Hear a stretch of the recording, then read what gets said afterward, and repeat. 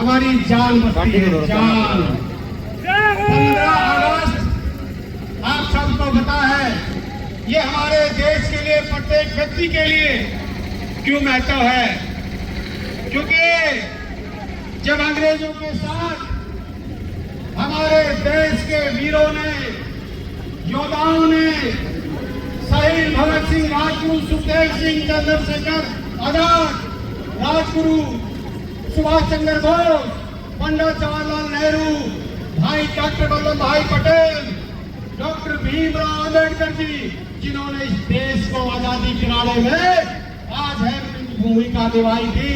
आज 15 अगस्त के स्वतंत्रता दिवस के उपलक्ष्य में लोग हमारे बीच में, हम सबके भाई, आपके बेटे, आपके भविष्य भाई दीपेंद्र सिंह हुड्डा जी, जो आज इस तिरंगा यात्रा में शामिल हुए, हमारी बहन गीता बुक्कल जो अपनी स्थानीय विधायक हैं, और हमारे कांग्रेस के जिलाध्यक्ष भाई संजय यादव जी, और सबसे ज्यादा हमारे कांग्रेस पार्टी के हमारे लिए जो जान छड़कते हैं भाई दीपेंद्र जी के लिए, कांग्रेस पार्टी के लिए हमारे बब्बर शेरों, सबसे ज्यादा आपका धन्यवाद है।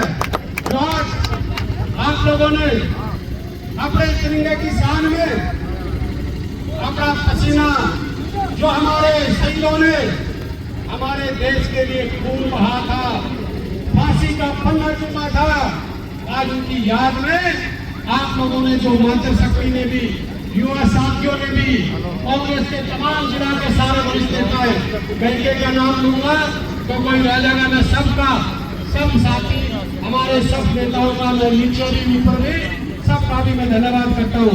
नौजवान साथियों, आज हमारे बीच में भाई दीपेंद्र सिंह जी आए हैं। मैं एक चीज जरूर कहूंगा, क्योंकि दीपेंद्र जी बोलेंगे फिर बाद में, गीता बुक्कल के बाद, पर एक बात जरूर कहूंगा, मीडिया के साथी खड़े हैं, देश के उन वीरों को,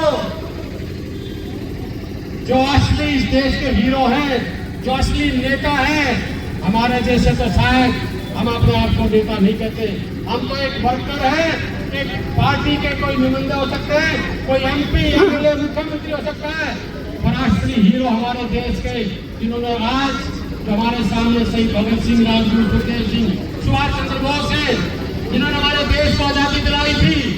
पर कई लोग, ये राजनीतिक नहीं है, पर मैं एक बात जरूर कह रहा हूँ, पीड़ा होती है, दुख होता है, जो जिन्होंने जिस तरह इस देश की आजादी की लड़ाई लड़ी, उन वीरों को लोग कहते हैं उन्होंने कुछ नहीं किया, जो किया है हमने किया है। पर दुख और पीड़ा की बात है, इस देश के उन वीरों को, देश के सोल्जरों को, ये मिट्टी जो हमारी झज्जर की, हरियाणा की धरती है, सबसे ज्यादा सादत हरियाणा के लोगों ने दी है, देश के लोगों ने दी है।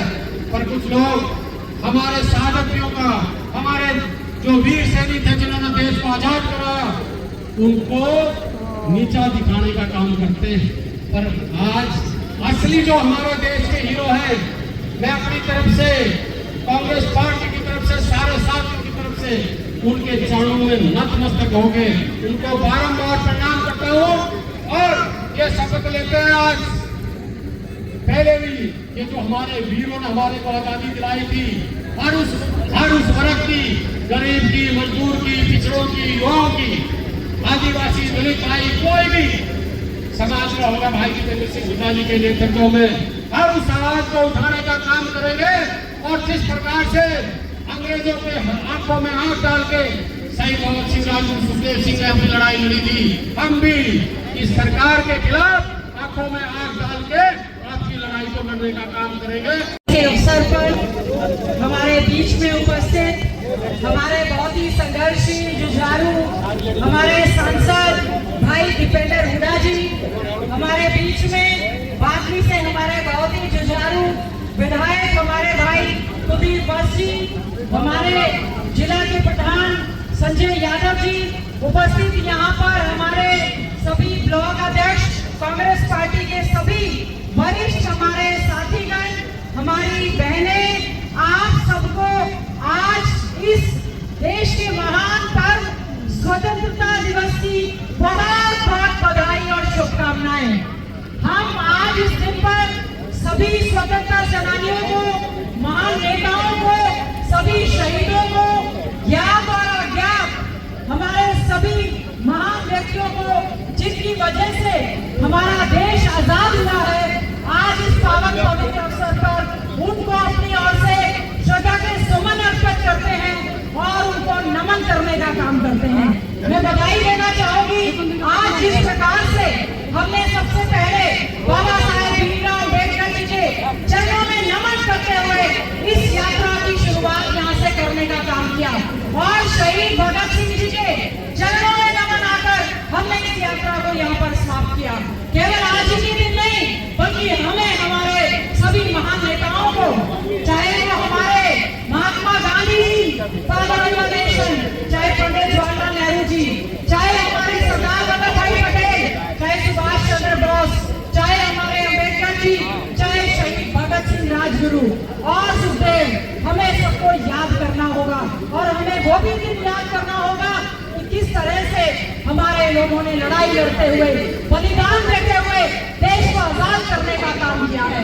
हमारे देश के प्रथम प्रधानमंत्री पंडित जवाहरलाल नेहरू जी ने जब तिरंगा लहराया, एक अच्छे भारत के निर्माण की बात की और हमारा भारत देश आगे बढ़ने का काम करा। हम उम्मीद करते हैं कि न स्वतंत्रता दिवस बल्कि इस तिरंगे की आन बान और शान में हम लोग अपना सर्वस्व निछावर कर देंगे, इसको कभी भी हम लोग झुकने नहीं देंगे। हमारे जितने भी क्षेत्र के शहीद हैं, आज हमने कई जगह पर हम लोग गए हैं और मैं भी कहना चाहूंगी, सांसद भाई दीपेंद्र हुड्डा जी, सुबह ही प्रभात फेरी में रोहतक का कार्यक्रम था और फिर कई जगह के भाई की यूनिवर्सिटी के भी कार्यक्रम थे और आप लोग सब व्यस्त वहां पर पूरी तरह से रहे।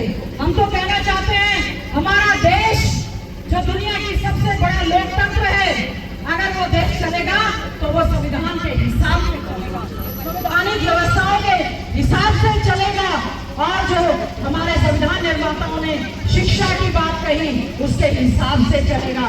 मैं बधाई देना चाहती हूँ हमारे सभी युवा साथियों को, जिन्होंने सोई हुई देश और प्रदेश की सरकार को जगाने का काम किया और हम मजबूती के साथ खड़े हैं, पूरी तरह से व्यवस्था परिवर्तन करने का काम करेंगे। और मैं इसी ऐसे मौके पर जहां पूरे देश में ये पर्व मनाया जा रहा है, तिरंगा लहराया जा रहा है, हम इस तिरंगे की आन बान शान में हमारे जो खिलाड़ी कॉमनवेल्थ गेम्स में मेडल लेकर आए हैं, उनको भी अपनी ओर से बहुत बहुत बधाई, शुभकामनाएं देना चाहती हूँ। और जो मांग हमारे सांसद भाई दीपेंद्र हुड्डा जी ने और सभी सांसदों ने रखी है कि कॉमनवेल्थ के गेम में हमें भी को पार्टनर बनाया जाए, क्योंकि हरियाणा 2% का हरियाणा और मेडल सबसे ज्यादा, सैनिक सबसे ज्यादा। आज हम ये भी मांग करते हैं कि अग्निवीर की भर्ती का 4 साल का 5 साल का खत्म करके हमारे सेनाओं के मान सम्मान में, जो कि देश की रक्षा करके जाना चाहते हैं, रेगुलर सेना की भर्ती होनी चाहिए। इन्हीं शब्दों के साथ आपने इस यात्रा में भाग लिया, आप सबको स्वतंत्रता दिवस की बहुत बहुत बधाई, शुभकामनाएं। जय हिंद। आज स्वतंत्रता दिवस के उपलक्ष्य में अपनी ओर से बहुत बहुत बधाई देता हूँ, शुभकामनाएं देता हूँ। आज का दिन हम सब के लिए देश के प्रति समर्पित होने का दिन है, देश के प्रति संकल्पित होने का दिन है, देश की सोचने का दिन है, देश की सोचने कि देश किस तरफ जा रहा है, ठीक जा रहा है, नहीं जा रहा, किस दिशा में जा रहा है, देश के लिए हम क्या कर सकते हैं। हम पूरे साल 364 दिन अपने लिए, अपने परिवार के लिए, अपने सोचते हैं कि हम ऐसा करेंगे, हम वैसा करेंगे, लेकिन कम से कम आज का दिन एक दिन देश के लिए सोचने का दिन, स्वतंत्रता दिवस। स्वतंत्रता दिवस हजारों साल की पुरानी हमारी संस्कृति, हजारों साल की पुरानी सभ्यता, दुनिया की सबसे पुरानी लगातार चल रही सभ्यता, लेकिन उस सभ्यता में भी क्या परिस्थितियां बनी कि स्वतंत्रता दिवस का दिन स्वर्णिम अक्षरों में भारत माता की कैलेंडर में अंकित किया गया। और उसके बाद कितनी कुर्बानियां हुई होंगी, कितनी कुर्बानियां हुई होंगी कि आज स्वतंत्रता दिवस का ये दिन हम मना रहे हैं। 1857 की उस चिंगारी मंगल पांडे, 1857 की वो चिंगारी रानी झांसी, तात्या टोपे, बहादुर शाह जफर, 1857 की वो चिंगारी से लेकर 47 में 1947 में जब देश आजाद हुआ, असंख्य लोगों ने अपना सर्वोच्च न्यौछावर किया, सर्वोत्तम बलिदान दिए, देश की आजादी की लड़ाई लड़ी गई। आज जिनके एक परछाई में हम खड़े हैं, शहीद आजम भगत सिंह, और मुझे गर्व है इस माटी पर। ये वो माटी है देश में, देश की स्वतंत्रता संग्राम में तीन बड़ी विचारधाराएं थी, तीन बड़ी धाराएं थी जिन्होंने देश की आजादी की लड़ाई लड़ी। एक भारतीय राष्ट्रीय कांग्रेस, महात्मा गांधी, अब्दुल कलाम आजाद, पंडित जवाहरलाल नेहरू, लाला लाजपत राय, जो रोहतक से थे लाला लाजपत राय, हमारे इलाके से पंडित श्री राम शर्मा, चौधरी रणवीर सिंह, राव तुलाराम 1857 में, राव तुलाराम 1857 की क्रांति में मुझे गौरव है कि तीन धाराएं थी भारतीय राष्ट्रीय कांग्रेस की। जब बात आई, जो आंदोलन चला, उसमें सबसे ज्यादा फ्रीडम फाइटर अगर कहीं से हुए तो हमारे इस इलाके से Indian National Army, INA Subhash Chandra Bose की वो अमर वाणी कौन भूल सकता है, दिल्ली चलो। जिस इंडियन नेशनल आर्मी ने, जो आपकी तिरंगा आपके हाथ में है, तिरंगे को ऊपर करना, 5 साल की कैद थी, 5 साल की कैद। स्वर्गीय मेरे दादाजी चौधरी रणवीर सिंह जी को भी तिरंगा ऊपर करना और वंदे मातरम बोलने पर रोहतक कमिश्नरेट पे पकड़कर 4 साल की जेल उसमें उनको दिया, कैद में रहना पड़ा था लाहौर की जेल में। मगर ये तिरंगा Indian National army, Azad Hind फौज सुभाष चंद्र बोस के नेतृत्व में जब मार्च करके रंगून से आई, तो कोहिमा में और अंडमान निकोबार में सर्वप्रथम ये तिरंगा ऊपर करने का गौरव प्राप्त हुआ और अंग्रेजी सरकार उसमें कुछ नहीं कर पाई। आज जब INA की बात आई, आजाद हिंद फौज की बात आई, तो भी ये इलाका वो इलाका है सबसे ज्यादा फौजी INA में अगर कहीं के थे, आजाद हिंद फौज में थे, तो आपके और हमारे पूर्वज थे, इस इलाके के पूर्वज। ये वो इलाका, देशभक्ति का इलाका। और तीसरी धारा, आजादी के आंदोलन में क्रांतिकारी विचारधारा, चंद्रशेखर आजाद, शहीद आजम भगत सिंह। और जब शहीद आजम भगत सिंह की बात आए तो इस इलाके की मिट्टी की सुगंध उस नौजवान के की याद से आती है। तो ये वो इलाका जिसमें देश की आजादी में बहुत कुर्बानियां थी, बड़ी कुर्बानियों के बाद देश आजाद हुआ।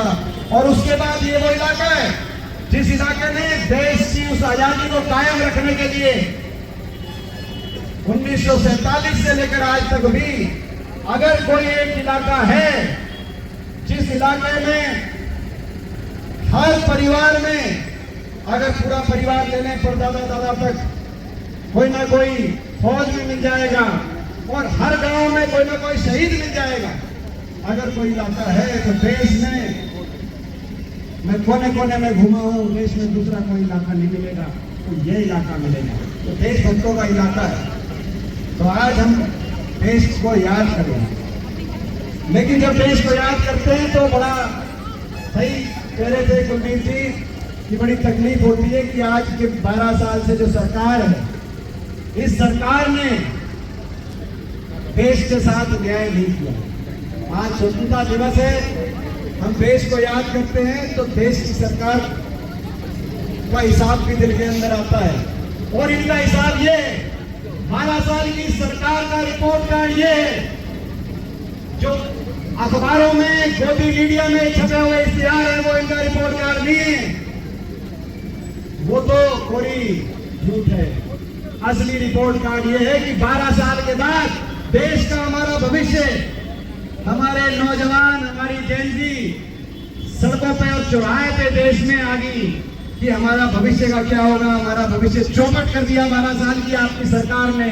शिक्षा व्यवस्था चौपट हो गई, परीक्षा व्यवस्था चौपट हो गई, अर्थव्यवस्था चौपट हो गई, रोजगार व्यवस्था चौपट हो गई, भविष्य बिगड़ रहा। और 12 साल का इनका रिपोर्ट कार्ड ये है कि केवल देश का भविष्य ही चौराहे पर नहीं आ गया, देश का आने वाला भविष्य भी, हमारे बच्चे भी अपने स्कूलों में, अपनी गलियों में निकल आए कि देश की सरकार कर रही है तो क्या कर रही है, केवल भाई को भाई से उठाने का काम कर रही है, अपने एजेंडा को आगे बढ़ाने का काम कर रहे हैं, लेकिन देश के लिए क्या कर रहे हैं, देश को आगे लेके जाने के लिए क्या कर रहे हैं। आज पीड़ा होती है जब हम देखते हैं किस तरह की बातें बोली जा रही हैं, कैसी कैसी भाषाओं का प्रयोग किया जा रहा है, हम निंदा करते हैं। आपने देखा हल्द्वानी में क्या हुआ, देहरादून में भारतीय जनता पार्टी की सोच का प्रतीक जब हमारे राष्ट्रीय अध्यक्ष मल्लिकार्जुन जी खड़गे उन्होंने एक जनसभा करी तो बीजेपी के लोगों ने उसके अगले दिन उसी मैदान में आकर शुद्धिकरण का हवन कराया, गंगा जल छिड़कने का कार्य। इससे ज्यादा शर्म की बात हो नहीं सकती। देश को आगे लेके जाने के लिए की बजाय कितना पीछे ले गए लोग। अगर देश में शुद्धिकरण की जरूरत है, हम शहीद आजम भगत सिंह के परछाई में खड़े होकर कहते हैं अगर शुद्धिकरण की जरूरत है देश में तो बीजेपी की जातिवादी सोच से शुद्धिकरण की जरूरत है देश में। हमें शर्म आता है कि भारतीय जनता पार्टी की प्रदेश अध्यक्ष कैसे बयान दे रही है, भाई को भाई से उठाने का बयान दे रही है, वर्ग विशेष की बात कर रही है। मैं उनको बताना चाहता हूं ये जो वर्ग विशेष की बात कर रही है बीजेपी की जो अध्यक्ष बनी है, वर्ग विशेष है, एक वर्ग विशेष है जेनजी। आप उनके भविष्य के बारे में जवाब दो।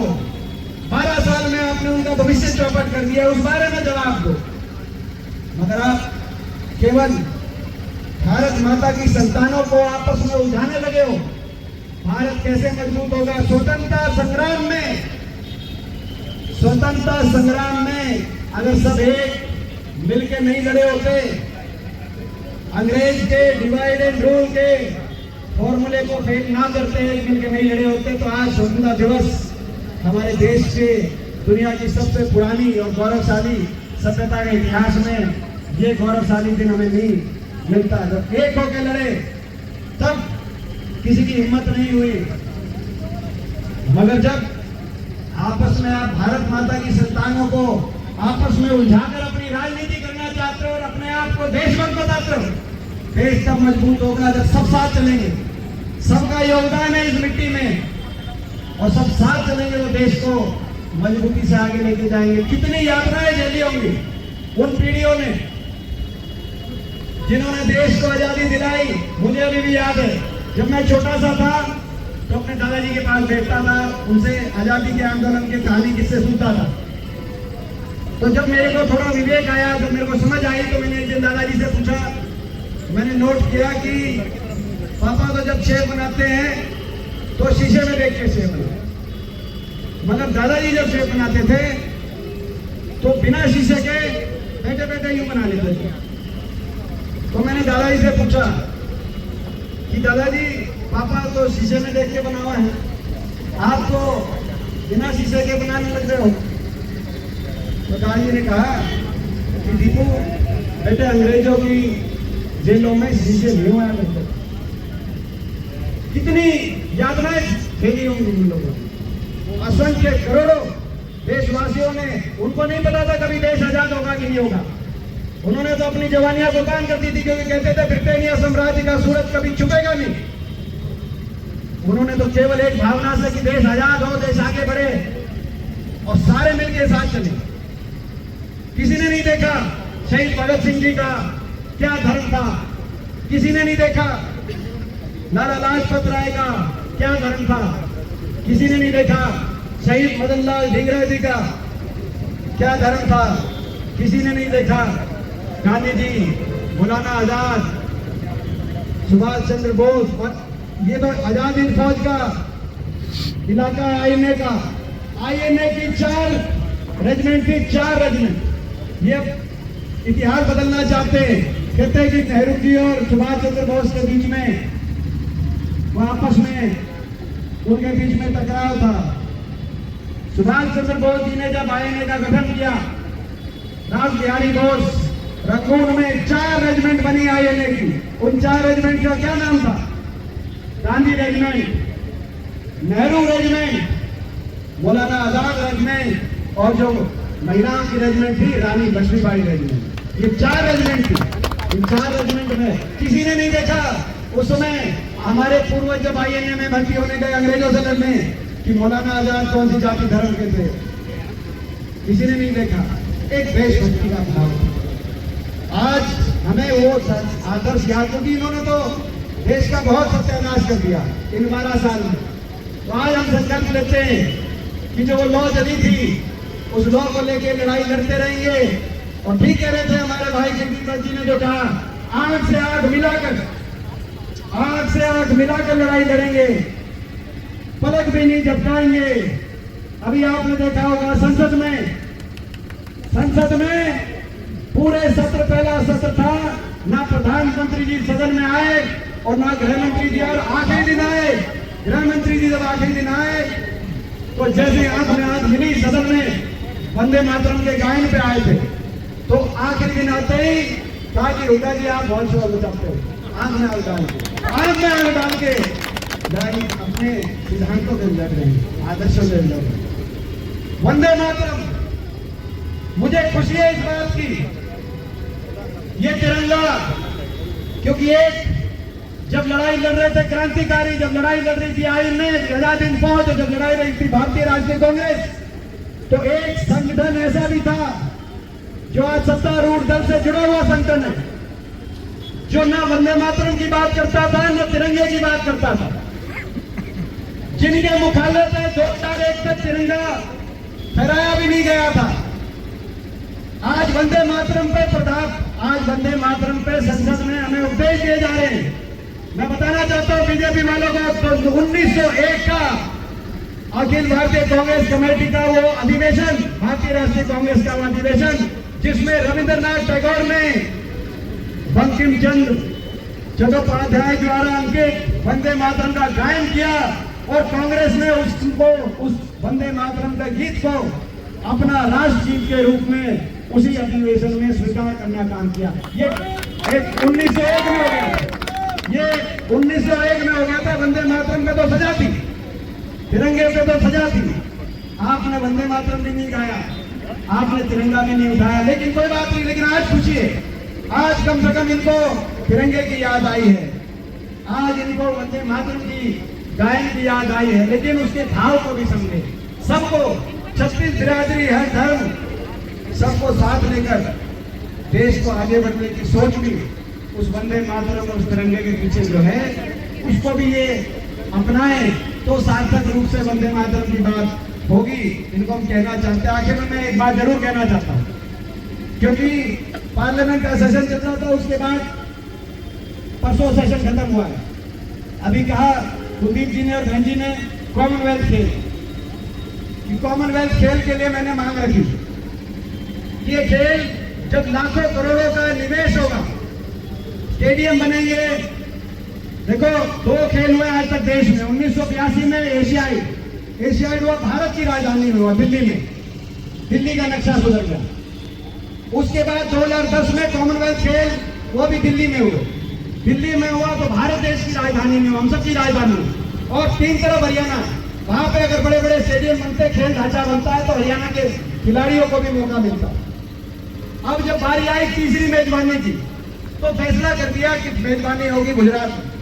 तब हमने मांग करी कि मेजबानी हरियाणा में हो, क्योंकि सबसे ज्यादा मेडल हरियाणा में आए, कि खिलाड़ी लेके आए। तो हमें से पूछने लगे कि नायब सिंह जी कह रहे हैं इनकी नई जो प्रदेश अध्यक्ष हैं, जो कभी जैन जी को आतंकवादी बताते हैं, जो कभी कुछ कहती हैं कि वो कह रही है कि भाई मेडल होना कुछ नहीं। गुजरात में बोला अच्छे स्टेडियम, पहली बात तो सबसे अच्छे स्टेडियम हरियाणा में हुआ करते थे जब हमारी सरकार थी। पिछले 12 साल में आपने उन स्टेडियम को तहस नहस करने का काम किया। 2019 से तो एक चिड़ी बल्ला भी नहीं खरीदा यहाँ हरियाणा खेल में।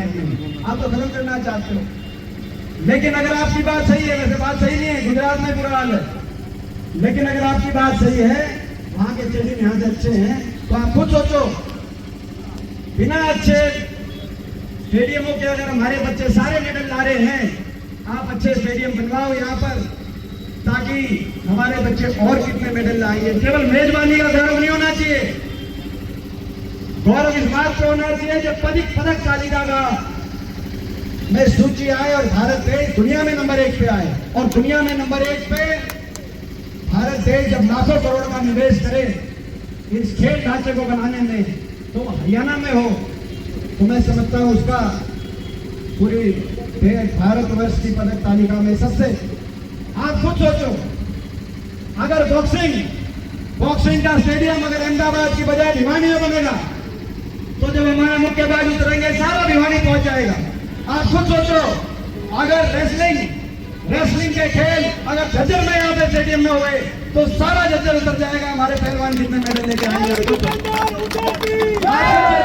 अगर जेवलिन थ्रो पानीपत में होगा, तो हमारे भाई नीरज चोपड़ा के साथ पूरा पानीपत, पूरा करनाल उतर जाएगा। आप खुद सोचो, वर्ल्ड रिकॉर्ड बना देंगे हमारे बच्चे। मगर आप इसमें भी राजनीति, और मेरे को सिखा रहे हैं कि राज्य की बात नहीं करो। मैं ये कहना चाहता हूं, आप राज्य की बात मत करो, आप राज धर्म निभाओ, आप राज्य धर्म निभा रहे हो। आप गुजरात से हो, इसीलिए सब कुछ गुजरात में लेके जा रहे हो। आप राज्य धर्म निभा रहे हो। आप भारत माता की सोचो, आप भारत माता के पदक तालिका की सोचो। और आप भारत माता में जब मेजबानी हो, तो जहां जिसका न्याय उचित, जहां पे अधिकार बनता है, वहां उस क्षेत्र के बारे में सोचो। तो आज इस मांग को भाई ने, कुलदीप जी ने, बहन जी ने जो ये बात कही, उस मांग को आज इस माध्यम से दोबारा इनको कहते हैं। दूसरी मांग बहन जी ने जो अग्निवीर की कही, वो भी हम दोबारा कहते हैं इस अवसर पे। और आप सबने इतनी जो तिरंगा यात्रा, और ये बहुत अच्छा आयोजन हुआ, और सभी को बहुत बहुत बधाई देते हैं।